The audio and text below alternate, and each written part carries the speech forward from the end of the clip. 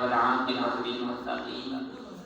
الصلاة والسلام على أفضل الأنبياء والمرسلين وعلى آله وأصحابه أجمعين. أما بعد، فأعوذ بالله من الشيطان اللعين الرجيم. بسم الله الرحمن الرحيم. قال الله تبارك وتعالى في القرآن المجيد والفرقان الحميد: إنما يريد الله ليذهب عنكم الرجس أهل البيت ويطهركم تطهيرا.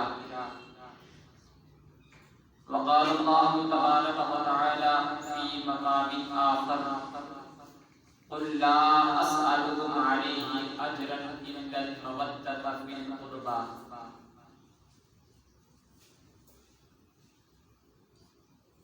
آمنت بالله صدق الله العظيم وصدق رسوله النبي الكريم الأمين الرؤوف الرحيم. وقال الله تبارك وتعالى في شأن حق حبيبه مخبرا وآمرا: إن الله وملائكته يصلون على النبي يا أيها الذين آمنوا صلوا عليه وآله وسلموا تسليما كثيرا كثيرا. بلند آواز سے پڑھیے: الصلاۃ والسلام علیک یا سیدی یا رسول اللہ وعلی آلک یا حبیب اللہ. الصلاۃ والسلام علیک یا سیدی یا رسول اللہ وعلی آلک واصحابک یا نبی اللہ. بلند آواز سے پڑھیے: الصلاۃ والسلام علیک یا سیدی یا رسول اللہ.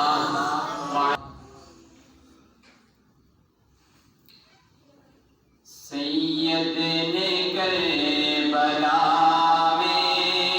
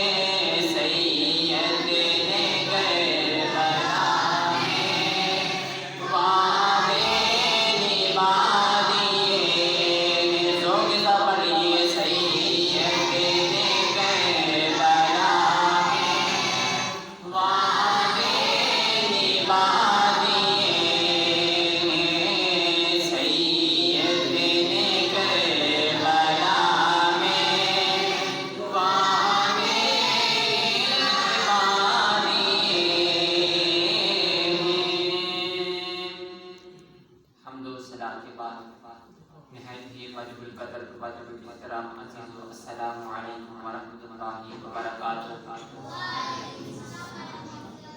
سامعین و ناظرین، آپ احباب کے سامنے قرآن مجید، فرقان حمید، برہان رشید سے ایک آیت مبارکہ پارہ نمبر 22 میں سے تلاوت کرنے کا شرف عظیم حاصل کیا، اور دوسری پارہ نمبر 25 میں سے تلاوت کرنے کا شرف حاصل کیا۔ پارہ نمبر 22 سورۃ الاحزاب، اللہ تعالیٰ ارشاد فرما رہا ہے انما یرید اللہ لیذھب عنکم الرجس اہل البیت ویطہرکم تطہیرا، اور دوسری جگہ ارشاد فرمایا پارہ نمبر 25 سورۃ الشورى، اس صورت میں اللہ تعالیٰ نے ارشاد فرمایا کہ اے محبوب آپ فرما دیجیے کہ قل لا اسألکم علیہ اجرا الا المودۃ فی القربى، کہ اے محبوب جو مکہ کے لوگ ہیں ان کو یہ فرما دیجیے کہ میں آپ سے کسی قسم کا کوئی سوال نہیں کرتا، لا اسأل، میں تم سے کسی قسم کا کوئی سوال نہیں کرتا، اجرا یعنی کوئی اجرت طلب نہیں کرتا، میں آپ سے کوئی اجرت کا سوال نہیں کرتا۔ اب سوال یہ پیدا ہوتا ہے کہ اگر اجرت کا سوال بھی نہیں کر رہے تو پھر سوال کس چیز کا ہے؟ تو آگے اللہ تعالیٰ نے خود ارشاد فرمایا کہ اے محبوب فرما دیجیے الا المودۃ فی القربى، میں اپنے قرابت داروں کی مودت اور محبت آپ سے جو ہے اس کا سوال کرتا ہوں۔ اور جو دوسری آیت مقدسہ ہے انما یرید اللہ لیذھب عنکم الرجس، اس میں اللہ تعالیٰ نے ارشاد فرمایا کہ بے شک اللہ تعالیٰ یہ چاہتا ہے، انما یرید اللہ، بے شک اللہ تعالیٰ یہ چاہتا ہے عنکم الرجس، کہ جو تمہارے عنکم الرجس اہل البیت، جو تمہارے اہل بیت ہیں، جو تمہارے گھر والے ہیں، اللہ تعالیٰ ان سے گناہ کو دور کر دو، ان سے ہر طرح کے جو وسوسات ہیں ان سے اللہ تعالیٰ ان کو پاک کر دو، وَيُطَهِّرَكُمْ تَطْهِيرًا، اور ان کو ہمیشہ ہمیشہ کے لیے ہر چیز سے صاف ستھرا کر۔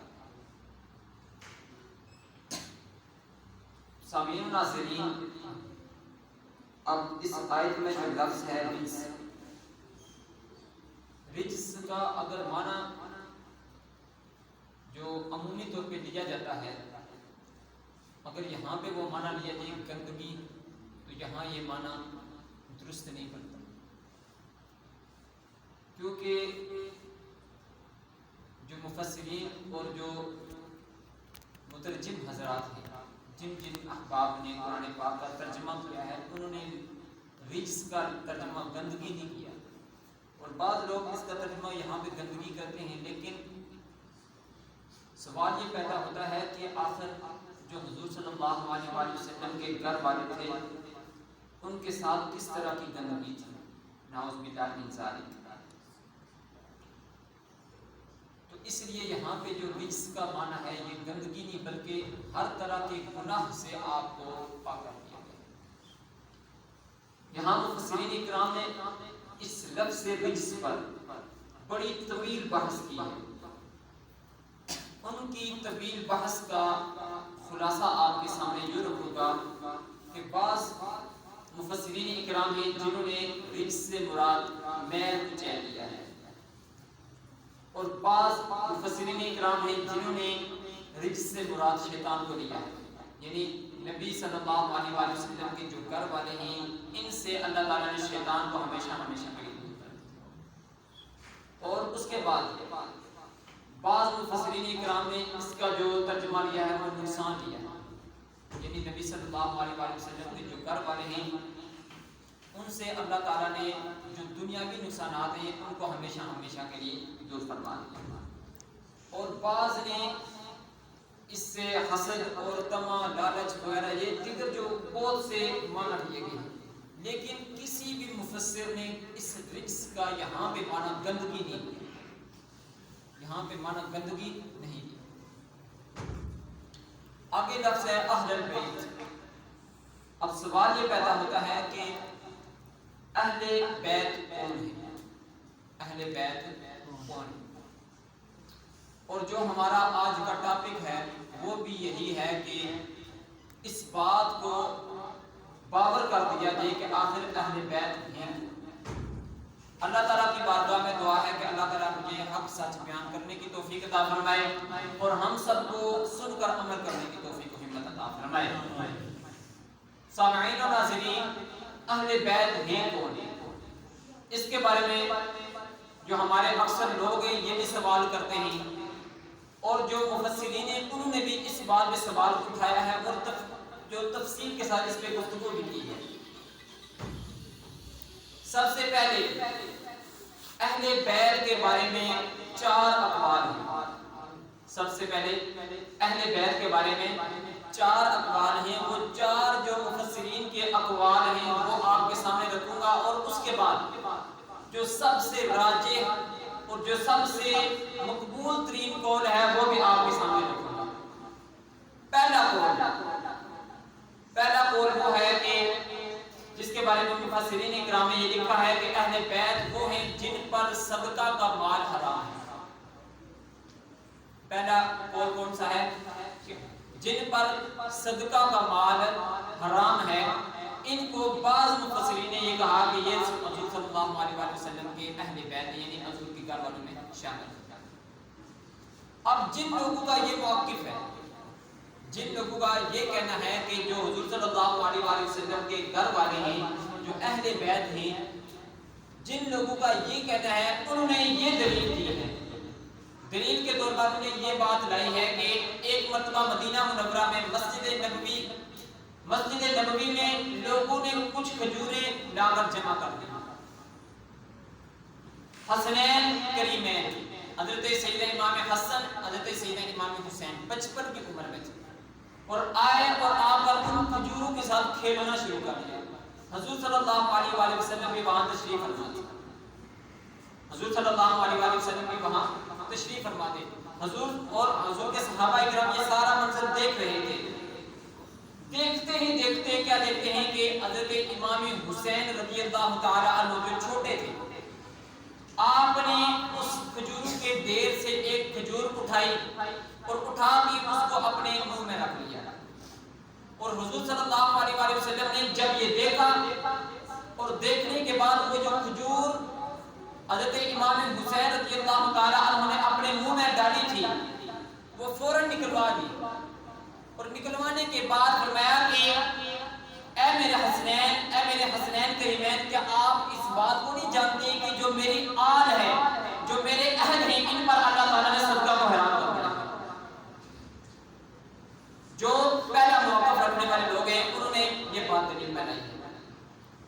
پہلا موقف کیا ہے؟ ساتھ ساتھ آپ کے ساتھ جو ہے وہ اس موضوع میں بولنا پڑے گا کہ پہلا موقف کیا ہے۔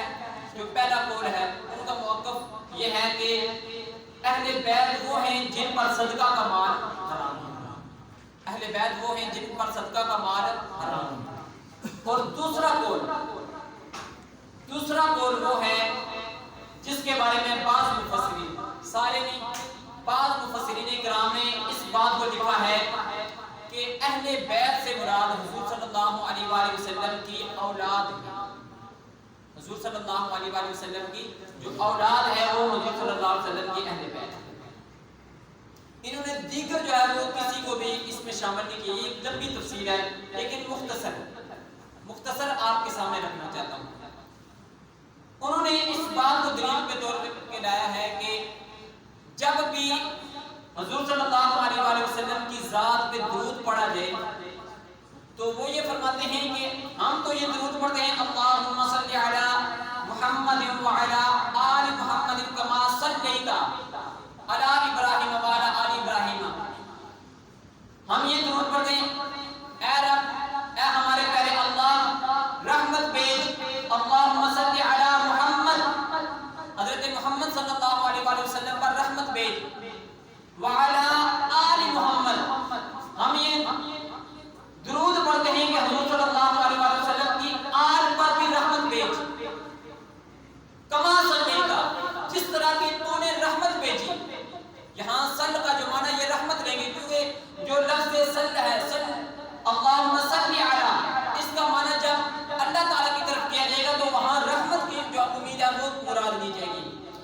طرح جس طرح تو نے کما صلیت، جس طرح تو نے رحمت بھیجی علی ابراہیم، حضرت ابراہیم علیہ السلام پر، وعلی آل ابراہیم، اور جس طرح حضرت ابراہیم علیہ السلام کی آل پر تو نے رحمت بھیجی، اسی طریقے سے علی محمد یعنی حضرت محمد صلی اللہ علیہ وسلم پر بھی رحمت بھیجی اور ان کی آل پر بھی رحمت بھیجی۔ لیکن جو دوسرا قول رکھنے والے لوگ ہیں کہ جنہوں نے یہ مراد لیا ہے کہ اہل بیت سے مراد حضور صلی اللہ علیہ وآلہ وسلم کی اولاد ہے، وہ یہ دلیل دیتے ہیں کہ جب ہم درود پڑھتے ہیں تو ہم یہ کہتے ہیں کہ اللہم صلی علی محمد وعلی آل محمد، اللہم صلی علی محمد وازواج سیدنا مولانا محمد واولاد سیدنا مولانا محمد وذریات سیدنا مولانا محمد وبارک وسلم وسلم علیہ۔ یہاں وہ ذریت کا جو لفظ استعمال کر رہے ہیں وہ یہ کہتے ہیں کہ اس سے مراد جو حضور صلی اللہ علیہ وآلہ وسلم کے اولاد پر درود جو ہے بھیجنا ہے، اس سے مراد حضور صلی اللہ علیہ وآلہ وسلم کے جو گھر والے ہیں ان کا درود ہے۔ یہاں انہوں نے درود جو دلیل کے طور پر جو بات لائی ہے وہ یہ لائی ہے۔ پہلا موقف رکھنے والے وہ ہیں جنہوں نے یہ بات کہی ہے کہ جو اہل بیت میں شامل ہیں وہ کون ہیں؟ جن پر صدقہ حرام ہے، جن پر صدقہ حرام ہے۔ اور دوسرا موقف رکھنے والے جنہوں نے یہ فرمایا کہ اہل بیت میں حضور صلی اللہ علیہ وآلہ وسلم کی صرف اور صرف اولاد شامل ہے، حضور صلی اللہ علیہ وسلم اور ان کی اولاد شامل ہے۔ اور تیسرا موقف رکھنے والے چار قول میں نے آپ کو بتائے ہیں۔ تیسرا موقف رکھنے والے وہ لوگ ہیں جنہوں نے یہ بتلایا ہے کہ اہل بیت سے مراد حضور صلی اللہ علیہ وآلہ وسلم کی ازواج ہیں، حضور صلی اللہ علیہ وسلم کی ازواج ہیں۔ اب وہ دلیل کیا دیتے ہیں؟ دلیل یہ دیتے ہیں کہ جس آیت میں اہل بیت کا لفظ ذکر ہے، یعنی انما یرید اللہ لیذھب عنکم الرجس اہل البیت ویطہرکم تطہیرا، وہ یہ فرماتے ہیں کہ سیاق و سباق کے اعتبار سے اگر دیکھا جائے، سیاق و سباق کے اعتبار سے اگر اس آیت کو دیکھا جائے تو اس رکوع جہاں سے اس سورت کا رکوع اس آیت کا جو رکوع شروع ہو رہا ہے وہاں سے حضور صلی اللہ علیہ وآلہ وسلم کی ازواج کا تذکرہ شروع ہے۔ تو ان کے جواب میں ایک ایسا گروہ جنہوں نے ان کو یہ جواب دیا ہے کہ اہل بیت جن کے بارے میں یہ آیت نازل ہوئی کہ آپ صاحب اس قول میں سچے ہیں، جو آپ اپنا دلیل دے رہے ہیں، اپنا موقف بیان کر رہے ہیں کہ اس سے مراد ازواج ہیں، یہ بات آپ بالکل درست فرما رہے ہیں، لیکن اس کا جو صحیح جواب ہے وہ صحیح جواب یہ ہے کہ جب یہ آیت نازل ہوئی انما یرید اللہ لیذھب عنکم الرجس، حضور صلی اللہ علیہ وآلہ وسلم حضرت سیدہ ام سلمہ رضی اللہ تعالی عنہا آپ کے گھر میں تشریف فرما تھے، اور اس کے بعد آپ صلی اللہ علیہ وسلم مسجد نبوی میں تشریف لے جاتے ہیں، وہاں جا کر یہ آیت اپنے صحابہ کے سامنے رکھتے ہیں، صحابہ کو یہ آیت لکھواتے ہیں، لکھوانے کے بعد جب حضور صلی اللہ علیہ وآلہ وسلم نے فرمایا کہ اے میری ازواج، یہ آپ کے بارے میں اللہ تعالیٰ نے میری جتنی بھی ازواج ہیں ان سے اللہ تعالیٰ نے رجس کو دور فرما دیا ہے، یہ ازواج کو یہ ذکر کرنے کے بعد پھر حضور صلی اللہ علیہ وآلہ وسلم اپنی بیٹی، اپنی پیاری بیٹی حضرت سیدہ فاطمہ الزہرا رضی اللہ تعالی عنہا کے گھر تشریف لے جاتے ہیں، وہاں جا کر حضرت سیدنا مولا کائنات علی المرتضیٰ رضی اللہ تعالی عنہ کو بلاتے ہیں، اور بلانے کے بعد پھر حضرت سیدہ فاطمہ الزہرا رضی اللہ تعالی عنہ کو بلاتے ہیں، اور اس کے بعد فرماتے ہیں کہ حسنین کریمین کو بھی ساتھ لے کے آؤ۔ جب حسنین کریمین کو ساتھ لے کے آتے ہیں وہاں ایک چادر میں لپیٹ کر پھر اللہ تعالیٰ کی بارگاہ سے جو آیت نازل ہوئی تھی وہ آیت ان کو ایک چادر میں لپیٹ کر فرماتے ہیں کہ اے میرے گھر والوں، یہ آپ کی شان میں اللہ تعالیٰ نے یہ آیت نازل فرمائی ہے، اس آیت کے اصل مصداق تم ہی ہو، اس آیت کے اصل مصداق تم ہی ہو۔ لیکن سیاق و سباق کے اعتبار سے جو دیکھا گیا اس میں جو تذکرہ ہے وہ ازواج مطہرات۔ اب جو چوتھا قول ہے، یہ جو تیسرے قول والے تھے ان کا اس کے بارے میں دلیل اور ان کو جو جواب تھا وہ جواب بھی آپ کے سامنے رکھا۔ اب جو چوتھا قول ہے، چوتھا قول یہ ہے کہ بعض علماء، بعض مفسرین وہ اس بات کی طرف گئے ہیں کہ جو ان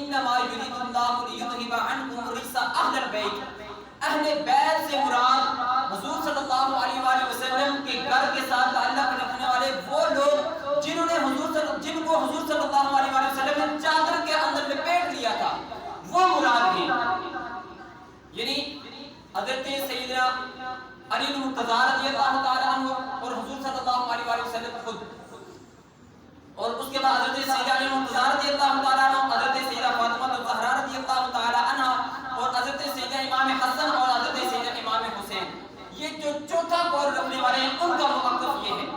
और उनका ये कहना है, वो उन्होंने दलील के तौर पे बहुत सी अहादीस पे आपको बहुत से अक़वाल नकल किए हैं। अगर यहाँ में वो अक़वाल बयान करना शुरू कर लो तो मेरे पास इतना वक्त नहीं है। अगर किसी शख्स को उन अक़वाल की जरूरत हो तो वो मेरे पास किताब है, वो किताब ले सकता है, वो खुद उसका मुताला करे। तो मैं आपके सामने सिर्फ एक जो है वो हदीस मुबारका आपके सामने रखूंगा। जब आयत मुबाहिला नाज़िल हुई, मुबाहिला यहूदी हुजूर सल्लल्लाहु अलैहि वसल्लम के साथ मुबाहिला करने के लिए आए, हुजूर सल्लल्लाहु अलैहि वसल्लम के साथ मुबाहिला करने के लिए, तो हुजूर सल्लल्लाहु अलैहि वसल्लम ने और उन्होंने फरमाया कि आप भी अपने घर वालों को ले आना, हम भी अपने घर वालों को लेके आएंगे, मुबाहिला करेंगे। हुजूर सल्लल्लाहु अलैहि वसल्लम ने अपने दीगर जो है वो जितने लोग थे उनमें से किसी को नहीं साथ ले गए। अब वो सिर्फ 5 लोग मुबाहिला के लिए गए थे। जो मैदान में जिस जगह पे आपका मुबाहिला होना था वहां सिर्फ हुजूर सल्लल्लाहु अलैहि वसल्लम की तरफ से 5 लोग थे। और वो 5 लोग कौन कौन थे? हजरत सैयदा अली मुर्तज़ा, हजरत सैयदा फातिमा ज़हरा, हजरत सैयदा इमाम हसन, हजरत सैयदा इमाम हुसैन और हुजूर सल्लल्लाहु अलैहि वसल्लम की ज़ात मुबारका। ये 5 लोग थे जो उस वक्त मुबाहिला के लिए हाजिर हुए थे। इन जो 4 हुजूर सल्लल्लाहु अलैहि वसल्लम के अलावा जो 4 लोग थे, हुजूर सल्लल्लाहु अलैहि वसल्लम ने फरमाया कि मैं जो भी दुआ